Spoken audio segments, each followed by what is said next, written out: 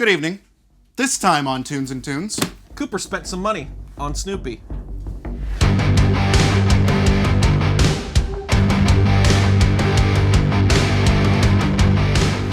Yeah, so we've decided to go Haltech on this bad sucker. I went to the Nexus S2 ECU there. Whether or not this is going to help me get into the 10s, it definitely isn't going to hurt, but it's going to be safer and fun. So we're going to start with this, and then we're going to go over to the IC7 digital dash as well. Yes, and this definitely isn't going to help him get into the 10s. No, but it's going to look cool. Also, we went with the S2, which is not normally recommended for DSM. They usually recommend the S3 because of things like alternator control, AC, other stuff like that we're not going to use. But with the IC7, we do get additional I/O. Yes. So we will have the same, if not more, I/O than what we would have gotten with the S3, which is what's recommended for this. Right. And we paired that with the Mako Motorsports dash that is specifically designed for the dash there, and this will mount right in. It'll be perfect. So Bolton IC7. Oh, it's gonna be so nice. Yeah. So today you also got the plug-in harness. Yeah. So we can plug into the factory harness. It's in bags over there. Yep. So we're gonna get the ECU mounted in, wired in. We're gonna test everything out. I'm gonna get different sensors, but for now, we're just gonna start there. We got to dig in somewhere. Got to start. So we're gonna start. So that's what we're working on. Yeah. You in there, Coop? I was trying to get the whole thing out, and I'm not sure if I need to unplug the harness. I think I might to get it out of the way. I think you might need to unplug it. Look at that. Fish is out. This used to be Brent's. Brent, if you're watching, this used to be yours. The whole car used to be his. Well, you're right. Thanks, Brent. Okay, so now that the ECU is installed, we've got some repinning to do. I'm holding this just so it looks like I'm holding something. I'm not sure what to do with my hands. So when you get an ECU and the plug-in harness for a DSM 2G Evo, they're gonna suggest that you use the S3. In fact, that's the only one that'll show up. And the base maps, all they have are S3s. But we didn't need the S3 for a couple of reasons. One, we have the IC7 dash, which is giving us additional I/O, which is the difference between the S2 and S3. That and the number of injectors and coils it can run. But we have so many of the factory things deleted, like AC. We don't need to run both fans independently. We don't need the power steering control, the alternator control. So we can gain all of those things back, which is why they say you need the S3. Because the factory setup on these cars uses wasted spark, which means there's only 2 coil drivers that it needs to use. So the other 2 can be freed up for other things. And then with the S3, you get more, you get double. So that's 6 just in the coils that you can use for other stuff. But anyway, so when you use the S2, you delete some stuff, you move the stuff that was on S3 pins to the S2 pins, but now it doesn't match your jumper harness that you got off the shelf. So what we've got to do is we have to move some of the functions like the idle air controller in S3 pins in that jumper harness. We're going to have to move them to unused S2 pins. And that's what we have to do next. And then we'll move on to installing our sensors and punching in all that sensor data calibrations in the ECU before we can start it up. And we're going to add a bunch more sensors, but more on that later. We got some wiring to do. Basically what he's saying is, the plug-and-play harness is designed for the S3 ECU, and since we have the S2, we just need to move a few pins around. Our process is to check the book that came with the plug-and-play harness and compare it to the factory ECU pinout, then apply whatever changes we made to the inputs inside the new S2 ECU, and that will take care of all the factory car functions that are still on the car. Now we move on to the new sensors. I smell gas. It's my bad. Why? Because I removed the analog, old school fuel pressure gauge. Oh man. By Fuel Lab. Nice. And I'm adding in the sensors so that we can actually log it in Haltech. Not only can we log it, but we can use fuel pressure differential to really dial in our injectors. Yeah. And if you don't know what that is, then you're Cooper. Here's a link in the description of what that is. But in short, it monitors the pressure differential between the manifold pressure and the fuel pressure to keep your ratio the same with fuel pressure fluctuations. Yeah. Simply put. Simply put. But So simple. yeah, it'll be really nice for tuning the injectors. It just gives us way more stability. Gives you a look, behind the scenes, if Yeah, you will. it adjusts the flow based on fuel pressure and all that. So if we change our base fuel pressure, it will adjust for that in the tune already. We don't have to rescale everything. It scales with the pressure. Yeah. So that's one reason why we're doing it. The other reason is, like Coop said, to log. To log. We gotta know if we're running out of fuel pump. Kenny Loggins, that's right. I'm still on a 255. Yeah, but if we are running out of fuel pump, we just add more meth. Right. Now to the injectors. No, I'm gonna get the fuel injectors out. Yeah, right. It hit the floor. Gravity. But These injectors okay. have just served you so well. they have served me very Oh wait, what fell? The spacers. Oh right. Yeah. Yeah, these are lost Precision 1000s, which are technically the second set of injectors you have had for Snoopy. Yeah, I had Precision 880s first. 880s, and we ran out of those, And then we went to thousands. and They've now served we're- us well. Yeah, we're technically not out of these, but we want to be able to push this thing to like 35 psi. Yeah. We don't want to run out of fuel. Yeah. And so that's that. Now we'll get the new ones. I picked up a set of FIC 1200cc high impedance injectors. Apart from the size increase, the high impedance will give us better control with the new ECU. We just need to delete the injector resistor pack. Just a little toasty. All right, we've got the resistor delete done. Resistor delete It's done. so professional. Yes, we stripped them back pretty far, twisted, just so much solder, A lot of solder. but correctly, and then double shrink tube. So we shrunk tubed, extra, flipped her, another one on top. It's not getting anyone pregnant. No, there's not a chance. Not a chance. So this plug in and then high impedance injector done. Done. That's easy. Easy. I'm gonna go plug it in. All right. Haltech is allowing us to use a lot more sensors, so we're going to take advantage of that for safeties and all those features. So a couple of the ones that we got over here on the oil side, we got a new oil pressure sensor, and then for oil temperature, we're actually using the old coolant temperature sensor because it's basically the same. So we just needed the adapter and put it right up in there. For coolant side, got a combi unit, a combination temperature and pressure sensor. For wiring that one up, we're going to try and use the existing harness. Ooh, light. Use the existing harness there to tap in for our 5-volt signal, our sensor ground, and sensor signal and all of that stuff. So should be able to do that. On the oil side, we'll probably end up running some new wire, so we've got that. And then we also went ahead and got what Haltech recommends for the NOx sensor. This actually is not the right size for the stock NOx sensor.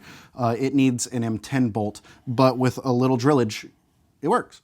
They're like $11 on Amazon. So we did that, and it is what they recommend.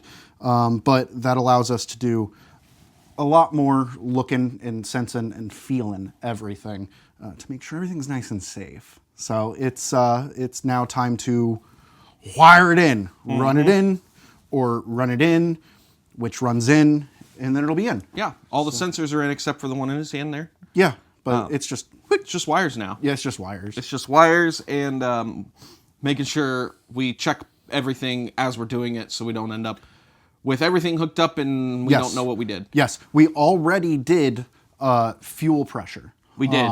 We went ahead and did that. We wired it in, tested that off camera, and it's working. Yeah. So we know we can do things. Yeah, we used the old MPD manifold pressure differential wire for 2G, which is right back there on top of the manifold. We were using it for his Omni 4-bar. Yes, yeah. And which is a 5-volt signal, ground, and output. Yeah.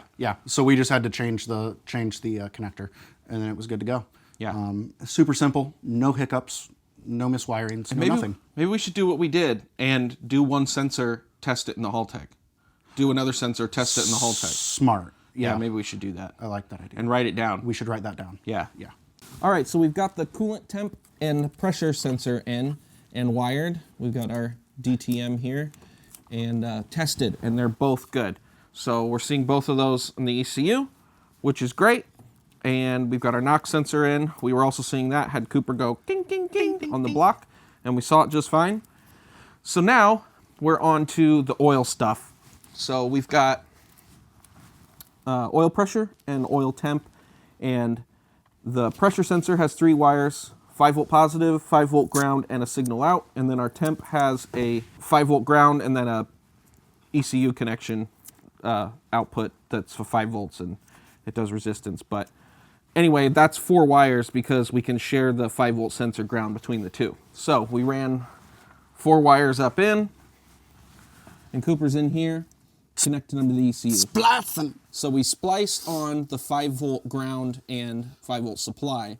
The other 2, which is the signal from each sensor, we're using unused things like the AC request switch and the power steering switch, which is a factory function we don't use anymore. So then I just come on here and I'm like, oh, okay, our oil pressure input is going to be on SPI2, which is pin C6. And this came with our jumper harness from Haltech.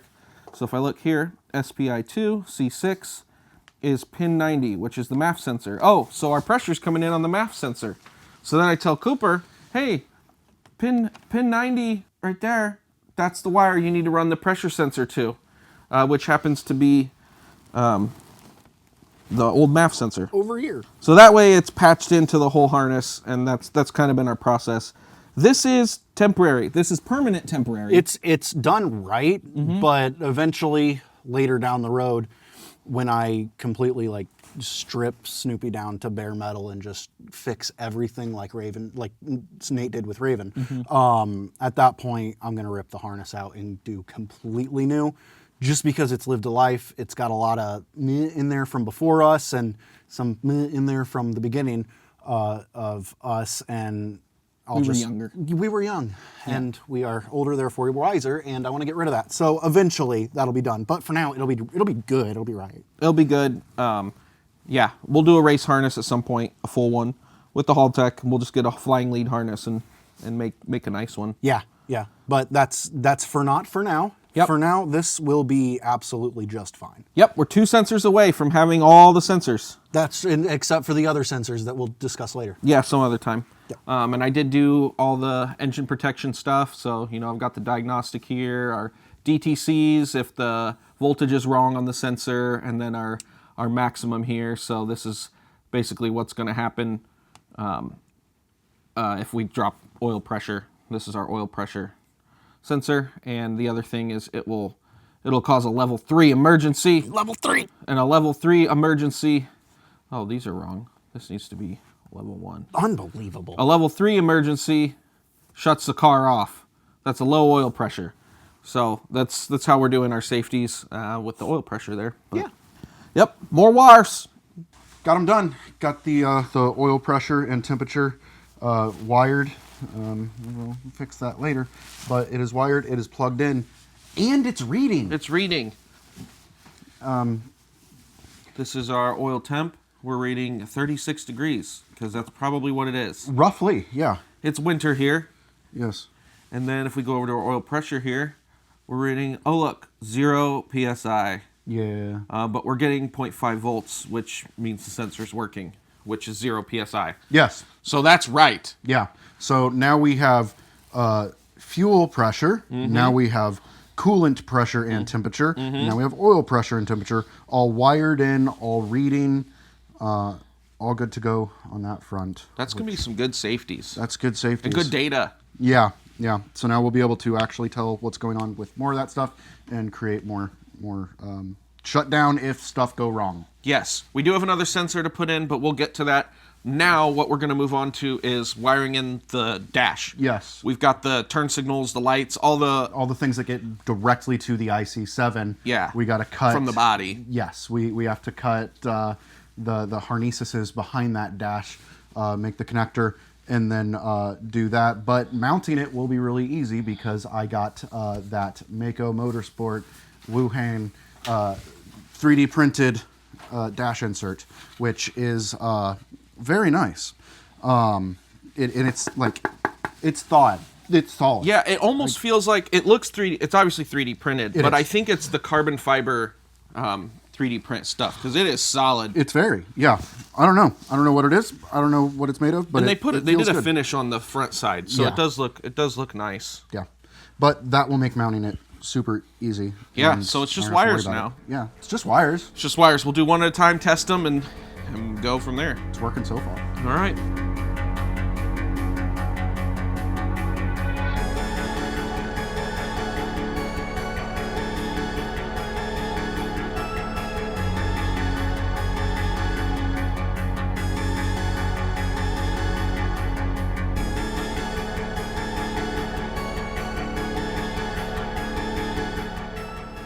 All right, we've got the dash wired in And working. and working.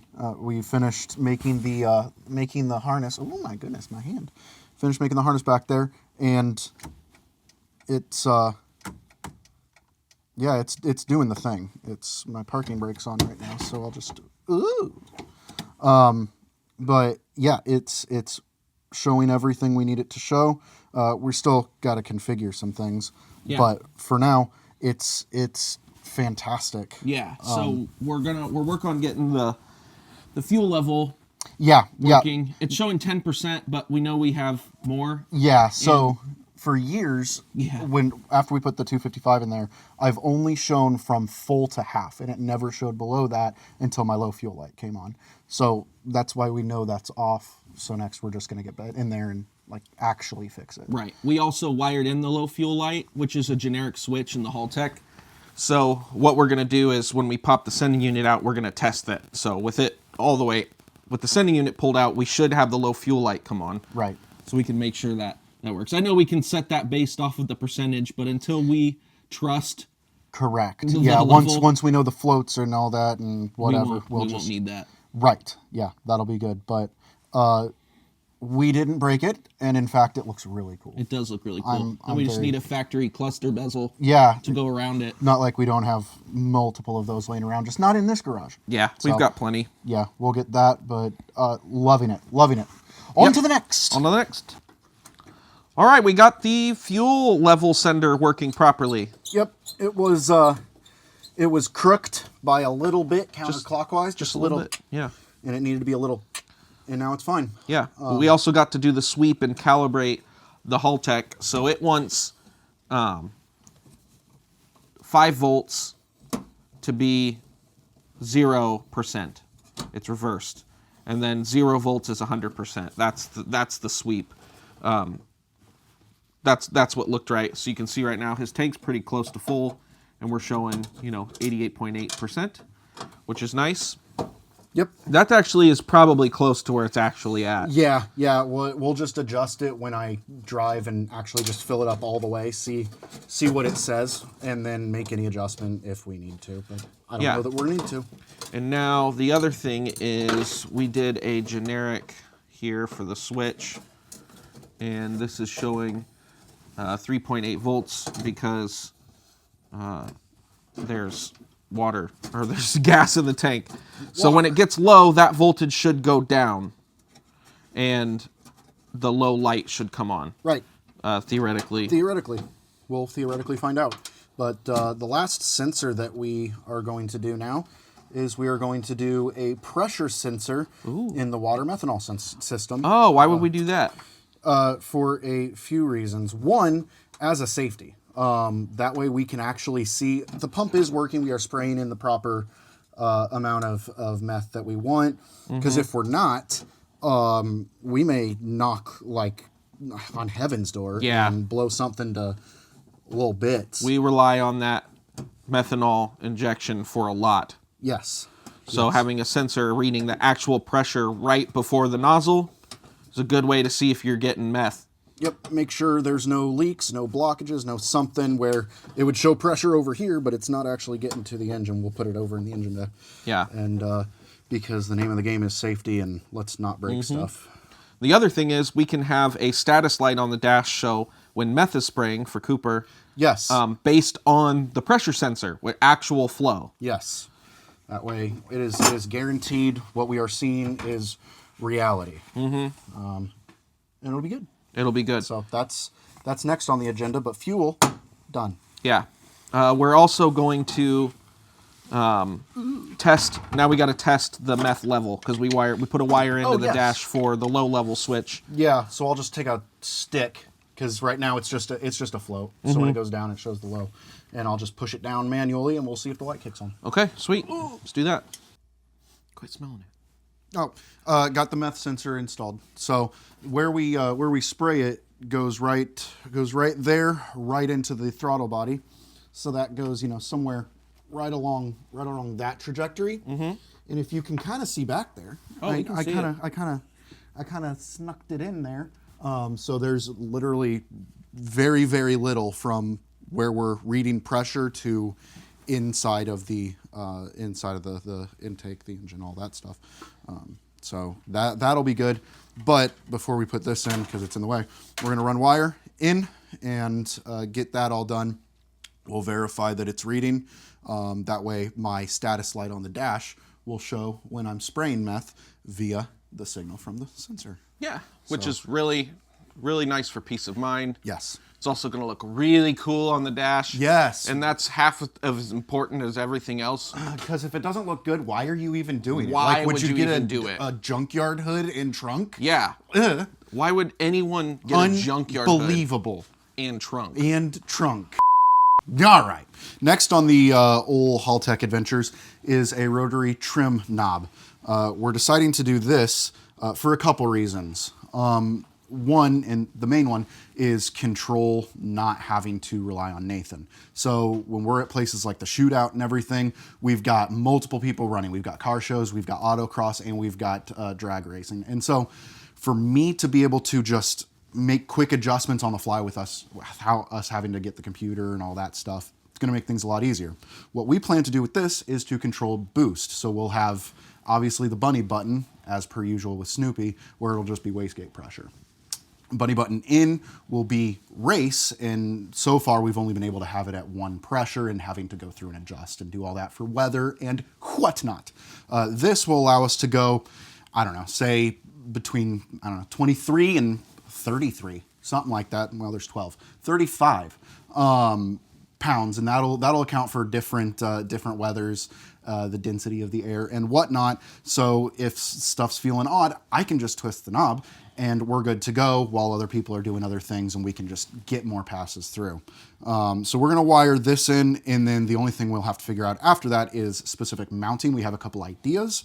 So we're gonna figure that out, but first things first, we can at least get it wired in, get it running correct. So we're gonna do that. Okay, so we've got it set up here. This is our target boost pressure for closed loop. Yeah. Those are our 1 through 12 is our switch positions, and there's our RPM. Right now it's all just 14.7. You can kind of see 14.5. Yeah. You can kind of see the little x-axis there. And as I switch from position to position, it's going up and selecting where our targets should be. So we'll go through and adjust and say, okay, in this position at X RPM, we should see X boost. Yeah. We haven't done any of that yet. We just wanted to confirm wiring and everything. Perfect. That is exactly what we wanted it to be. Yep. So we just got it wired in there to the aux connector on the jumper harness. Yes. And like he said, we'll find a place to put it. Right. But for right now, proof of concept, it's working. Everything's great.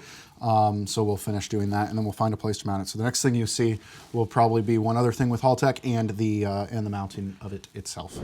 All right, we got the rotary trim knob all wired in and good to go. The last Haltech thing that we added is we're going to add the CAN keypad. We're going to use this for a few different functions, but before that, we needed to decide where to mount these. We decided. So what we're going to do is we are going to remove the radio.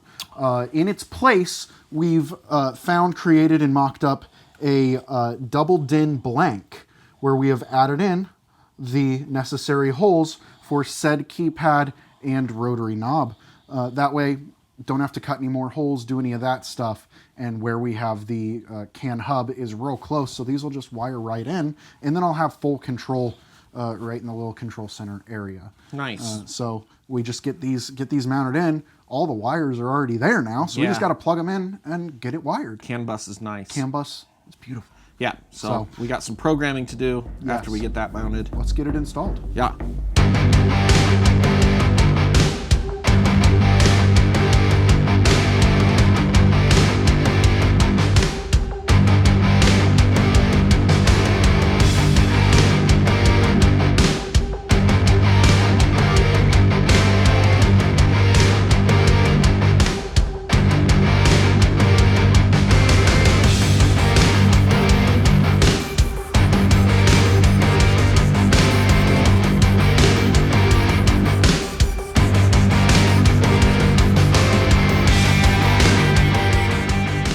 We're mounted. I like that. Fits with the stock radio mounts there, right in the stock location.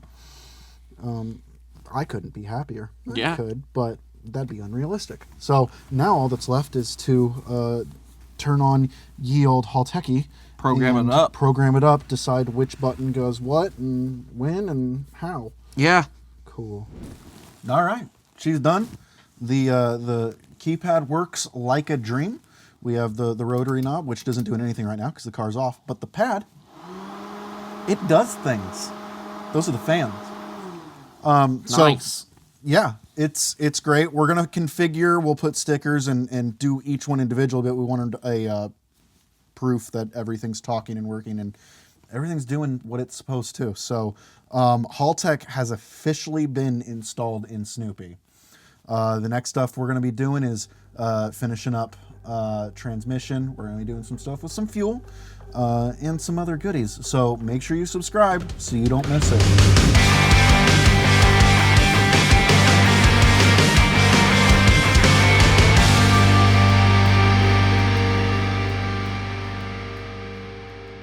So we're gonna do some wiring. Cooper's gonna get on his little knees. I got a knee pad. Well, so. actually, his knees aren't that small. No, I mean, we've got Jeremy knees. for comparison now. He is the average man. He is actually, if you look up at average height and weight and shoe size, glove size, he is literally the average man. he is. Which everybody needs, every group needs. If you don't have it, that might be, part of your problem. What do you have to compare to? Yeah, so. If Jeremy can do it, that means you probably Literally, can. almost everybody can. Yeah. So, thanks, Jeremy. Thanks, Jeremy. Let's get to wiring. Here I am just wiring stuff up, getting some stuff changed. It looks like a mess in here, but I'll tell you, my passenger looks pretty cool. You having fun, Max? Having fun sitting in Snoopy? Yeah. Helping Daddy? Kind of not helping Daddy, but helping Daddy. Thank you, buddy. Let's keep going.